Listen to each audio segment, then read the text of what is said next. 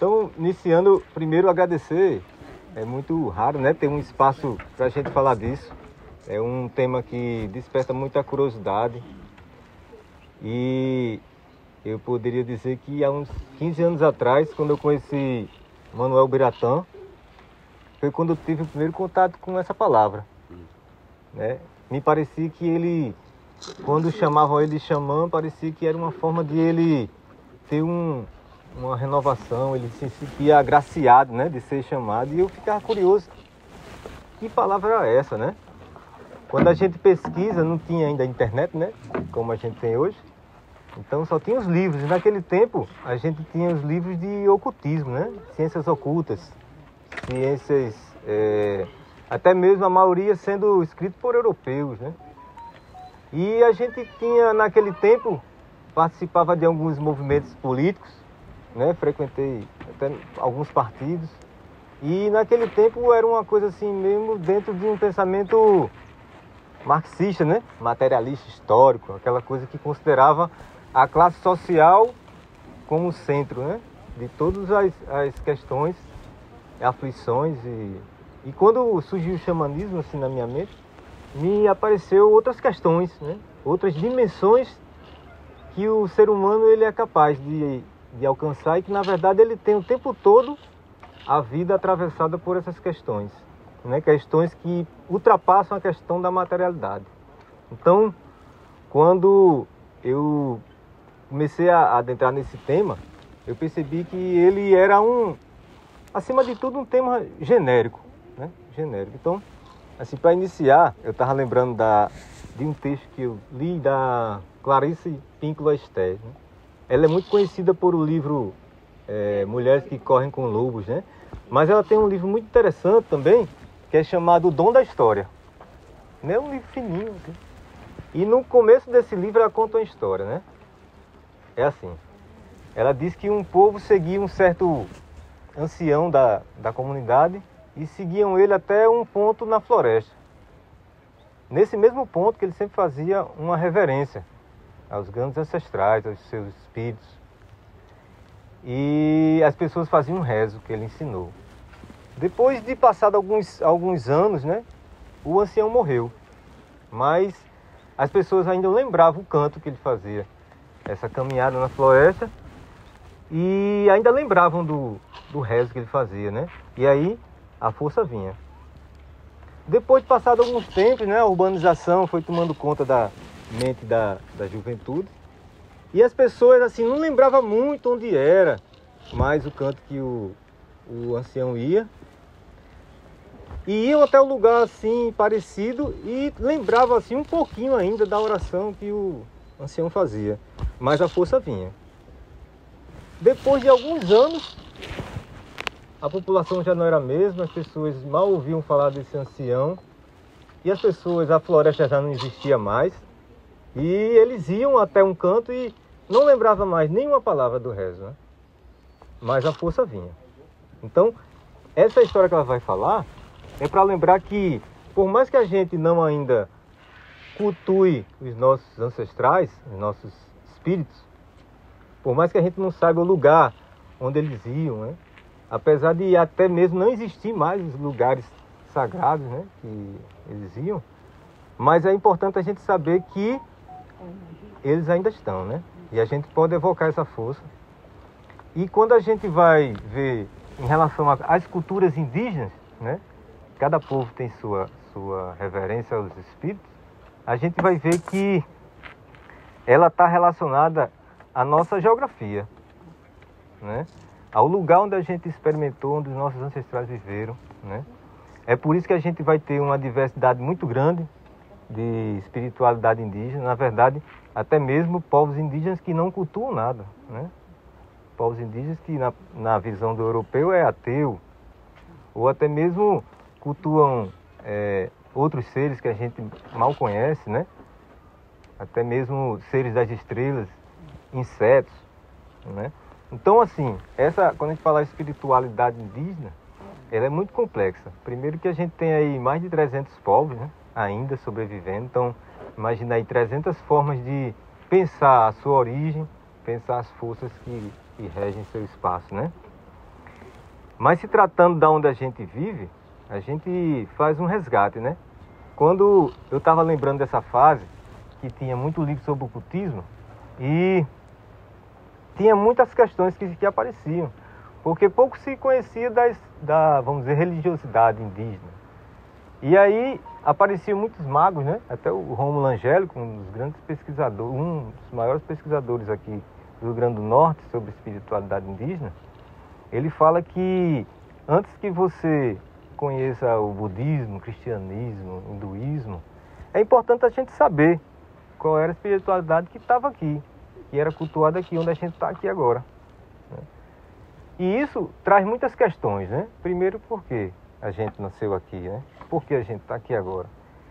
As questões espirituais do xamanismo, que o xamanismo apresenta, ele tem uma profundidade muito grande, porque o xamanismo, ele não é uma religião, né? Se a gente fosse pensar o xamanismo, é melhor dizer o que ela não é do que dizer o que ela é. Porque ela não é uma religião. Não é uma religião por quê? Porque não existe uma igreja do xamanismo, né? Não existe um livro maior como a Bíblia, como o Alcorão, né? Não existe um chefe maior como um padre, um rabino, né? Se a gente fosse pensar tudo isso, fosse pensar o xamanismo como uma religião, a gente ia ter como livro maior, como chefe maior e como templo maior, a natureza, né? Os elementos que o xamanismo utiliza, ele é os elementos da natureza, né? Ele consegue, vamos dizer assim, potencializar, né? É um catalisador das forças da natureza. Então, a todo momento a gente tem a experiência com as energias, né? Porque todo dia a gente bebe água, todo dia a gente come, todo dia a gente caminha com os pés na terra, todo dia a gente respira. Então, os elementos da natureza, eles não só são esse dissecamento que se faz na ciência homogênea, né, da academia, que vai dizer, não, é isso, o ar é tal, a água é H2O.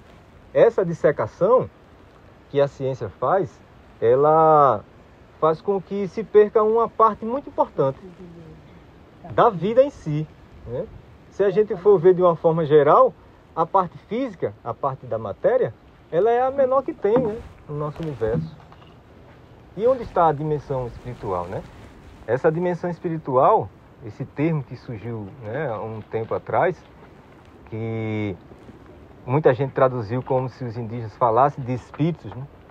A gente vai ter, durante longo tempo, um sincretismo muito forte, né? Quando a gente tem a invasão dos europeus, a gente fala da parte social, da busca econômica que ele extraiu nossas riquezas, né? A gente fala do genocídio de vários povos indígenas, mas pouco se fala da influência deles enquanto uma espiritualidade anterior. Então, quando a gente vai ver nos livros, nas pesquisas, principalmente com essas comunidades do litoral, a gente vai ter o quê? A invasão, a vinda de vários feiticeiros, né? Vários feiticeiros. A gente vai ter pesquisas hoje atual falando da Santa Inquisição que matou os pajés, né? Aqui no Brasil, pessoas foram julgadas pelos europeus, né? E quando a gente vai ter essa espiritualidade, aqui a gente vai encontrar uma coisa muito potente, muito significativa, que é a ciência da Jurema. Então a ciência da Jurema, pelo que a gente lê, né, é uma pesquisa ainda que falta muita coisa ainda para ser compreendida, mas a Jurema, ela tem as suas múltiplas dimensões, né? Não é somente uma planta, ela vai ser um espírito, uma entidade, vamos dizer assim. Vai ser uma dimensão, vai ser um reino, vai ter uma grande complexidade em torno dela. Ela vai ser um ser dentro da mitologia tupinambá, né? E a Jurema, ela vai se tornar o Catimbó Jurema. Então, quando a gente vai encontrar a espiritualidade mais antiga daqui do Rio Grande do Norte, a gente vai encontrar o Catimbó Jurema. Apesar de que alguns estudos recentes estão apontando rituais que eram anterior à própria cultura Jurema, né? Em línguas que até hoje mesmo não se sabe que língua é essa, né? Então, quando a gente fala espiritualidade indígena, a gente está falando de uma coisa muito complexa, né? E aí, ela é hoje vista de um ponto de vista do uso das medicinas. A gente vai ter ayahuasca, jurema, rapé, sananga e uma variedade de coisas. Mas o que eu acho que é mais importante falar, né, que é um tema bem aberto, que aí eu vou passar para o Pajé já já, é dizer que as medicinas, na verdade, elas são muito mais amplas, né? Até mesmo a gente sabe, a gente conhece muita coisa da espiritualidade de outros continentes, né, de outros países, mas não se depara com que essas mesmas práticas eram feitas aqui também. Um exemplo, no Oriente a gente vai ter meditações, alinhamentos dos chakras, né, imposição da mão, a gente vai ter medicinas, né, variadas, o culto a vários deuses, mas isso também é feito aqui, né? Então a espiritualidade em si, ela muda sua configuração de acordo com sua cultura, mas que é uma energia relacionada à vida. E essa vida, quando a gente fala não só os seres que estão na Terra, mas se estende até outras dimensões, né? Até os povos das estrelas, os povos dos planetas, né? Então o xamanismo, ele é uma forma genérica de congregar, associar, unir várias formas de interação com a natureza. E essa interação é o que a gente chama de cura. A cura como um processo contínuo, né? Que a gente, enquanto ser humano dessa dimensão mais material, consegue atingir através das plantas, né? Então temos plantas de poder, temos plantas mestras, e essa interação, ela só é possível com os conhecimentos construídos pelos nossos ancestrais. Então a espiritualidade indígena, ela está ligada diretamente aos nossos ancestrais. Porque os ancestrais, eles fizeram com que esses conhecimentos construídos há milhões de anos, eles chegassem até nós. E esse conhecimento, na verdade, ele é, no seu sentido maior, a própria memória da espécie humana. Se a gente se pensar enquanto espécie humana, a ancestralidade vai ser como se fosse uma linha que vai sendo costurada. Às vezes estoura, às vezes se remenda, mas é uma ancestralidade que vai seguindo até os dias de hoje. Então o xamanismo, ele poderia se diferenciar. Por que xamanismo e não pajelança, né? O Pajé vai explicar melhor, mas a gente tem uma diferenciação porque o xamanismo hoje é como se fosse uma difusão desses saberes da pajelança, né? A gente vai ter o xamanismo hoje de várias vertentes, né? Neo-xamanismo, que é justamente a incorporação de vários elementos, né? Ao mesmo momento que usa o chá da Jurema, muito arcaico, ao mesmo tempo ele usa o alinhamento dos chakras, que é uma coisa também arcaica, mas de outro continente. A gente vai ter o cyber-xamanismo, né? Pessoas que fazem o xamanismo através da internet, né? Até reiki através da internet, né? A gente vai ter o xamanismo universal, que junta várias terapias, né? Bem atuais, Theta Healing, apometria e tal, que na verdade são formas técnicas apuradas que vão se apurando dentro da ancestralidade, que ela vai se juntar a essas tecnologias espirituais antigas e as atuais. Então, esse encontro que a gente faz quando vai estudar esse xamanismo, ela vai partir para esse entendimento de que essas ancestralidades hoje ela vai se tornar antigas, né? E vai se incorporar a outras, e a humanidade ela vai seguir tendo esse contato com os espíritos, né? Com os espíritos das coisas. E é assim que eu queria começar. Eu queria passar para o Pajé e dizer que é uma das pessoas que influenciou muito minha busca pelo conhecimento xamânico, né? O xamã Pajé Amauri, né? Guaraci Pajé Catu, reconhecido pelas comunidades indígenas como Pajé, mas que tem uma trajetória muito grande de xamanismo. E aí eu faço a reverência a ele, a outros também, como Manuel Buiratã, né? Um dos grandes chamado o xamã Ussu, né? O grande xamã. E que dentro desse universo a gente tem várias outras dimensões, né? E é isso. quiser falar, pessoal, fica à vontade, né?